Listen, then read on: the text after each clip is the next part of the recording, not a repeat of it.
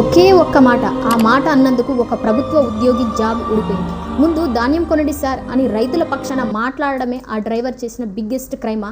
జగిత్యాలలో ఇప్పుడు ఇదే హాట్ టాపిక్. తెలంగాణ వ్యాప్తంగా ధాన్యం కొనుగోళ్లపై పెద్ద ఎత్తున పొలిటికల్ వార్ నడుస్తోంది. ఒకవైపు ఎండలు, మరోవైపు అకాల వర్షాలతో ఫార్మర్స్ కన్నీరు పెడుతున్నారు.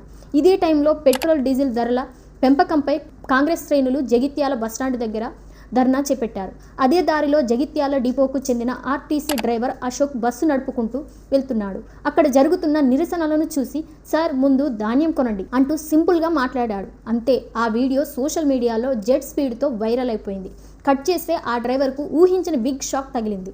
కాంగ్రెస్ లీడర్స్ ఇచ్చిన కంప్లైంట్తో జగిత్యాల డిపో మేనేజర్ డ్రైవర్ అశోక్ను ఉద్యోగం నుంచి తొలగిస్తూ రిమూవల్ లెటర్ ఇచ్చేశారు. విధి నిర్వహణలో ఉంటూ రూల్స్ బ్రేక్ చేశాడని, లీడర్స్ను కించపరిచాడని ఆర్టీసీ మేనేజ్మెంట్ ఈ యాక్షన్ తీసుకుంది. ఈ డ్రైవర్ అశోక్, నాకు ఏ పొలిటికల్ పార్టీతో సంబంధం లేదు, అక్కడ తెలిసిన వాళ్ళు నిరసన చేస్తుంటే రైతుల కష్టం వర్షం పాలు అవుతోందన్న ఆవేదనతో అలా అన్నాను. నా కుటుంబానికి అన్యాయం చేయొద్దు, ప్లీజ్ నన్ను మళ్ళీ డ్యూటీలోకి తీసుకోండి అని.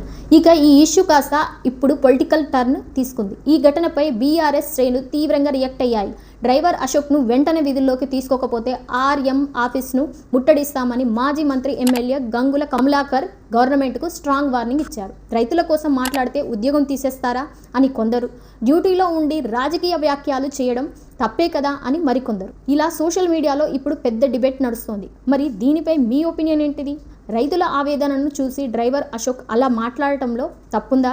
ఆర్టీసీ యాజమాన్యం అతన్ని ఉద్యోగం నుంచి తీసేయడం కరెక్టేనా? మీకు ఏమనిపిస్తుందో కామెంట్ సెక్షన్లో తప్పకుండా తెలియజేయండి. అలాగే ఈ వీడియోని అందరికీ షేర్ చేయండి. మన ఛానల్ని ఇప్పుడే ఫాలో చేసుకొని పెట్టుకోండి. Thank you for watching.